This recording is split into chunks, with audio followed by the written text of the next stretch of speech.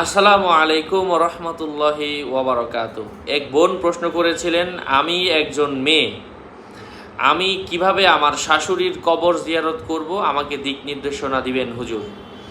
তো আমার এই বোনের প্রশ্নের উত্তরের ক্ষেত্রে বলবো, আপনি একজন নারী, নারীদের কবর জিয়ারত করার প্রয়োজন নেই।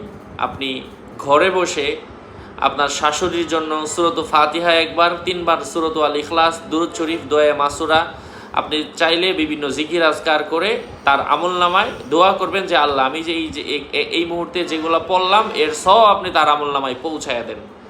তাহলে তার আমলনামায় এই সওয়াবগুলো পৌঁছায় যাবে। এই হচ্ছে একটা উপায়। সূরা ফালাক, নাস, ইখলাস আপনি এগুলা পড়তে পারেন।